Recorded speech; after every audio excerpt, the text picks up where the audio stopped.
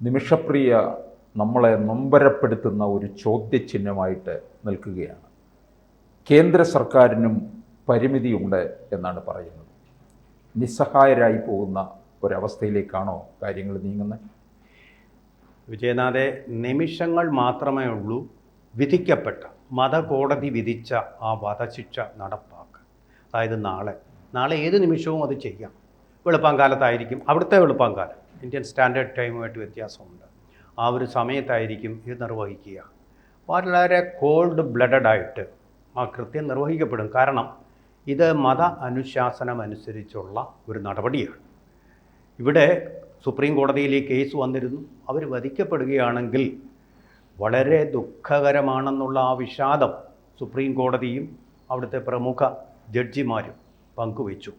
പക്ഷെ ലോകത്തിന് പോലും, ലോകത്തിൻ്റെ ഏറ്റവും പരമോന്നത സംഘടനയായ ഐക്യരാഷ്ട്രസഭയുടെ മനുഷ്യാവകാശ സംഘടനയ്ക്ക് പോലും നിസ്സഹായമായി നോക്കി നിൽക്കേണ്ടി വരുന്ന ഒരു സ്ഥിതിവിശേഷമാണ് ഇപ്പോൾ സംജാതമായിട്ടുള്ളത്. എന്തെന്നാൽ യമനിലേത് ഒരു വിമത ഭരണകൂടമാണ്. അത് നയിക്കപ്പെടുന്നത് ഹൗത്തി വിമതരാലാണ്. ഹൗത്തി വിമതർ നമുക്കറിയാവുന്നതുപോലെ ഹമാസിൻ്റെ ചേട്ടന്മാരാണ്. ഈ ഹമാസ് എന്ന് പറയുന്നതോ ഇറാനിൻ്റെ പിന്തുണയുള്ള ഷിയ വിഭാഗത്തിൽപ്പെട്ട ഒരു മിലിറ്റൻ്റ് ഓർഗനൈസേഷനാണ്. പലപ്പോഴും അമേരിക്ക അതിനെ ഒരു ഒരു ഭീകര സംഘടനയായിട്ടാണ് വിധിച്ചിട്ടുള്ളത്, തീർപ്പ് കൽപ്പിച്ചിട്ടുള്ളത്. ഇന്ത്യ അങ്ങനെ ഭീകര സംഘടന എന്ന് പറഞ്ഞിട്ടില്ല. ഹൗത്തികളുമായിട്ട് നമുക്ക് നേരിട്ടുള്ളൊരു യുദ്ധം ഉണ്ടാവേണ്ടി വന്നിട്ടില്ല. പക്ഷേ ചെങ്കടലിൽ കൂടി പോയ ചില കപ്പലുകൾക്ക് നേരെ അവർ ആക്രമണം അഴിച്ചുവിട്ടപ്പോൾ ഇന്ത്യൻ നാവികസേന ചെന്നിട്ട് വീരോചിതമായിട്ട് ആ കപ്പലുകളെ ഹൗത്തി വിമതരിൽ നിന്നും രക്ഷിച്ചിട്ടുണ്ട്. അതൊരു മനുഷ്യകാരുണ്യ പ്രവർത്തനം മാത്രം. ഇന്ത്യയുടെ കപ്പലുകളല്ല. ആ ഒരു പക ഒരു പക്ഷേ അവർക്കുണ്ടാകാം. അതിൻ്റെ പേരിലായിരിക്കും ഒരു ഇന്ത്യക്കാരിയെ ഇത്ര നാളും അവർക്ക് ഗവൺമെൻറ്റിന് വേണമെങ്കിൽ നടപടിയെടുക്കാം. എന്താ ചെയ്യാൻ പറ്റുന്നത്? ഇവിടെ ബ്ലഡ് മണി അടിസ്ഥാനത്തിലുള്ള, ദയാധനം അടിസ്ഥാനത്തിലുള്ള ഒരു ശിക്ഷയാണ്. ദയാധനം കൊടുത്ത് ഈ കുടുംബത്തെ തീർപ്പാക്കിയാൽ, അവരെ നമുക്ക് അനുകൂലമാക്കിയാൽ ശിക്ഷ റദ്ദാക്കപ്പെടും. ദയാധനം അങ്ങനെ ലോകമെമ്പാടുമുള്ള മനുഷ്യസ്നേഹികൾ കൊടുത്തിട്ടുണ്ട്, ഒരു തുക കൊടുത്തിട്ടുണ്ട്. പക്ഷേ അവർ ഈ ശിക്ഷ നടപ്പാക്കണമെന്ന് തന്നെയാണ് പറയുന്നത്. ഒരു തരം ദുരഭിമാനമാണ് ആ കുടുംബത്തിനുള്ളത്. അവരുടെ കുടുംബത്തിലെ പ്രധാനപ്പെട്ട അംഗമായ തലാൽ അബ്ദേഹി മെഹ്ദി എന്ന് പറയും, തലാൽ അബ്ദോഹ് മെഹ്ദി എന്ന് പറയുന്ന ആളാണ് മരണപ്പെട്ടത്. നിമിഷപ്രിയയിലാണ് കൊല്ലപ്പെട്ടതെന്ന് ആ കുടുംബം കരുതുന്നു. ഭാര്യ ഭർത്താക്കന്മാരെ പോലെ അവിടെ ജീവിക്കുകയായിരുന്നു. അവരുടെ ക്ലിനിക്ക് തുടങ്ങാനുള്ള ശ്രമമായിരുന്നു. നമ്മൾ മനസ്സിലാക്കേണ്ട ഒരു കാര്യം, നിമിഷപ്രിയ എന്ന് പറയുന്ന പെൺകുട്ടി കേരളത്തിൽ വിവാഹിതയായിരുന്നു. ഭർത്താവ് ഇപ്പോഴും ജീവിച്ചിരിപ്പുണ്ട്. അദ്ദേഹവും ഇവരുടെ ജീവന് വേണ്ടിയിട്ട് കണഞ്ഞു പരിശ്രമിച്ചു കൊണ്ടിരിക്കുന്നുണ്ട്, എല്ലാ കാര്യങ്ങളും ചെയ്യുന്നുണ്ട്. പക്ഷേ അയാൾ രേഖയുണ്ടാക്കി വെച്ചത് ഈ നിമിഷപ്രിയ തൻ്റെ ഭാര്യയാണ് എന്നുള്ളതാണ്. ഇതിലാണ് അവർ തമ്മിൽ അഭിപ്രായ വ്യത്യാസം ഉണ്ടായത്. ഇതിനെ തുടർന്നുണ്ടായിട്ടുള്ള ചില നീക്കങ്ങളിൽ ഈ നിമിഷപ്രിയ കൊന്നു എന്ന് കുടുംബം വിശ്വസിക്കുന്നു. പക്ഷേ നിമിഷപ്രിയയുടെ അമ്മ ഇപ്പോഴും അവിടെയുണ്ട്. അവർ പറയുന്നത് ഇങ്ങനൊരു കൊലപാതകം എൻ്റെ മകൾ ചെയ്തിട്ടില്ല, കെട്ടിവെച്ച കുറ്റമാണ്. അവർ തമ്മിൽ അസ്വാരസ്യമുണ്ടായിരുന്നു എന്നുള്ളത് നേരാണ്. കാരണം ഇന്ത്യയിലെ ഒരു സ്ത്രീയും ഒരിക്കലും മറ്റൊരാളാണ് ഭർത്താവ് എന്നുള്ളൊരു രേഖ ഒരിക്കലും സ്വീകരിക്കുകയില്ല. ഒരു ഇന്ത്യൻ സംസ്കാരത്തിൻ്റെ ഭാഗമാണ്. അവിടുത്തെ സംസ്കാരത്തിൻ്റെ ഭാഗമാണ് ഇങ്ങനൊരു കൊലപാതകം ചെയ്തു എന്നുള്ളത് വിചാരണ ചെയ്യാതെ തന്നെ ആ കുടുംബം പറഞ്ഞാൽ, അതിന് വിചാരണയൊന്നുമില്ല, പിന്നെ കുടുംബം പറഞ്ഞു കഴിഞ്ഞാൽ അപ്പം തന്നെ ആ സംശയിക്കുന്ന ആളിനെ കൊല്ലുക എന്നുള്ളതാണ്. അറബ് രാജ്യങ്ങളിലും അങ്ങനെ തന്നെയാണ്. ശരീഅത്ത് നിയമപ്രകാരമുള്ള ഒരു ശിക്ഷാക്രമമാണ് അവിടെ അല്ലെങ്കിൽ ബ്ലഡ് മണി കൊടുത്തിട്ട് ഈ പരാതി ചെയ്ത ആളുകളിൽ നിന്ന് മോചിതനാകണം എന്നുള്ളതാണ്. അറബ് രാജ്യങ്ങളിലെ ആളുകൾക്കൊക്കെ ധാരാളം ധനമുണ്ട്.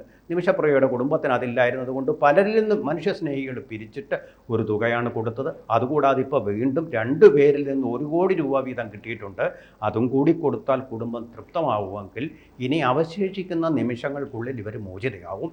എന്നു മാത്രമല്ല, ആശ്വാസകരമായിട്ടുള്ളൊരു വാർത്ത, ഇന്ത്യയുടെ വിദേശകാര്യ മന്ത്രാലയത്തിൻ്റെ ജോയിൻറ്റ് സെക്രട്ടറി ലെവലിലൊരു ഉദ്യോഗസ്ഥൻ ഇപ്പോഴും യമനിലുണ്ട്. യമനിലെ സനയിലാണ് ഈ സംഭവങ്ങൾ നടക്കുന്നത്. അത് ഹൂതികളുടെ നിയന്ത്രണത്തിലുള്ള ഭരിക്കുന്നത്, അവരുടെ നിയന്ത്രണത്തിലുള്ള ജയിലിലാണ്. സനയിലാണ് അവരാണ് നിയന്ത്രിക്കുന്നത്. കംപ്ലീറ്റ് ഭീകരവാദികളെ പോലെ പെരുമാറുന്ന. അപ്പൊ ഞാൻ ഒരു കാര്യം ചോദിച്ചോട്ടെ, ഈ ഇറാന്റെ നിയന്ത്രണത്തിലാണല്ലോ ഈ ഹൂതികളൊക്കെ നിൽക്കുന്നത്. തീർച്ചയായിട്ടും നമ്മളും ഇറാനും തമ്മിൽ നല്ല സൗഹാർദ്ദമാണ്. അതെ. അതുവഴിയുള്ള ഒരിടപെടൽ ഒരുപക്ഷെ വിജയത്തിലേക്ക് എത്തിക്കാൻ കഴിയത്തില്ല. തീർച്ചയായിട്ടും അത് ശ്രമിച്ചിരുന്നു. നമ്മൾ ഇറാനുമായിട്ട് ചേർന്നിട്ട് നിമിഷപ്രിയയെ മോചിപ്പിക്കാനുള്ള എല്ലാ ശ്രമങ്ങളും ഏതാണ്ട് 99% പൂർത്തിയായതാണ്. ആ സമയത്താണ് ഇസ്രായേലും അമേരിക്കയും ചേർന്ന് ആ രാജ്യത്തെ ആക്രമിച്ച് അവിടുത്തെ പ്രധാനപ്പെട്ട കമാൻഡർമാരെയൊക്കെ നശിപ്പിച്ചു കളഞ്ഞു. ഒരു രാജ്യം തകരാൻ പോകുമ്പോൾ, അതിൻ്റെ ആറ്റോമിക് ബോംബുകൾ തകരാൻ പോകുമ്പോൾ അതിൻ്റെ പ്രയോറിറ്റി എന്ന് പറയുന്നത് ഇന്ത്യയുടെ ഒരു തടവുകാരിയെ അവിടുന്ന് മോചിപ്പിക്കുക എന്നുള്ളതല്ല, രാജ്യത്തെ രക്ഷിക്കുക എന്നുള്ള പ്രയോറിറ്റിയിലേക്ക് അവിടെ പോയി. പ്രധാനപ്പെട്ട ആൾക്കാർ, നമ്മൾ ചർച്ച ചെയ്യുന്ന ആൾക്കാരൊക്കെ പരിക്കേറ്റിട്ടോ അല്ലെങ്കിൽ അവർ വാർ റൂമിൽ അടച്ചിട്ടപ്പെട്ടിരിക്കുക. കോൺടാക്റ്റ് ചെയ്യാൻ മാർഗങ്ങളില്ല. കോൺടാക്റ്റ് ചെയ്താൽ ആ കോൺടാക്റ്റിൻ്റെ സോഴ്സ് അനുസരിച്ച് ഇസ്രായേൽ മിസൈൽ അങ്ങോട്ടയച്ച് അവരെയും കൊല്ലും. ആ ഒരു സ്ഥിതിയിലാണ് അവരുള്ളത്. അപ്പോൾ അങ്ങനെ ഒരു അടിയന്തരാവസ്ഥയിൽ നമ്മുടെ ഈ നിവേദനങ്ങൾ അങ്ങോട്ട് സ്വീകരിക്കാൻ അവർക്ക് കഴിയില്ല. നമ്മുടെ സൗഹൃദ രാഷ്ട്രമാണ് തീർച്ചയായിട്ടും.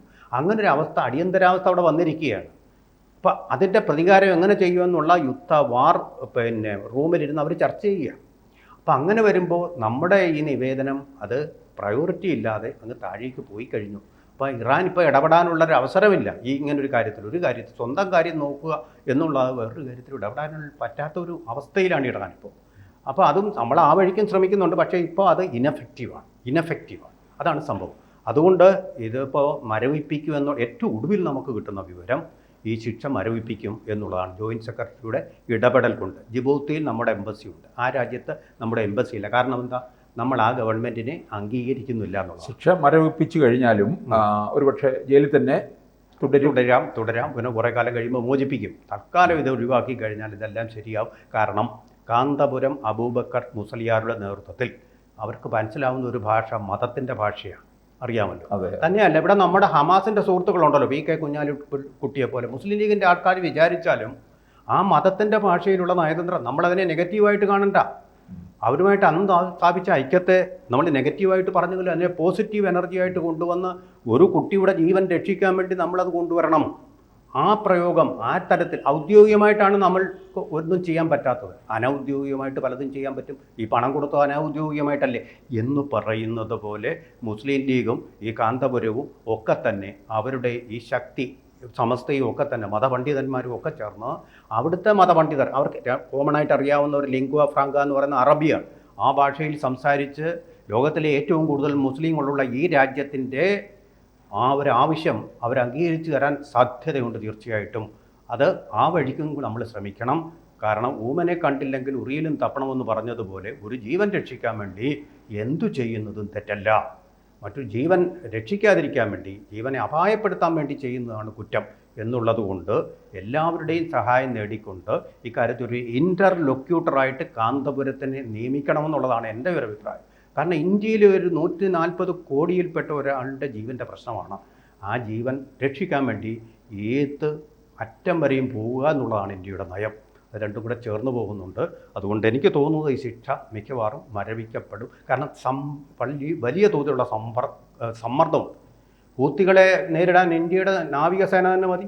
അതൊന്ന് ശക്തമായിക്കഴിഞ്ഞാൽ ഹൂത്തികൾ അവിടെ നിശ്ചലരാകും, മരവിപ്പിക്കും. അമേരിക്ക ആകാശത്തിൽ കൂടെ വന്നാണ് ബോംബുകളിടുന്നത്. അതൊന്നും ഇതുവരെ ഏറ്റിട്ടില്ല. ഹൗത്തികൾ വീണ്ടും അതിശക്തമായി തുടരുകയാണ്. ഇസ്രായേലിലേക്ക് ബോംബുകളുടെ വർഷം തന്നെ നടത്താൻ അവർ ശക്തരാണെന്ന് ഈയിടെ തന്നെ തെളിയിച്ചു കഴിഞ്ഞു.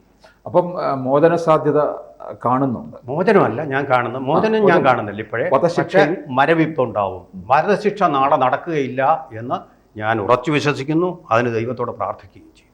കൂടുതൽ വാർത്തകളും വിശേഷങ്ങളും നിങ്ങളിലേക്ക് എത്താൻ ABC മലയാളം സബ്സ്ക്രൈബ് ചെയ്യുക, ബെൽബട്ടനും അമർത്തുക.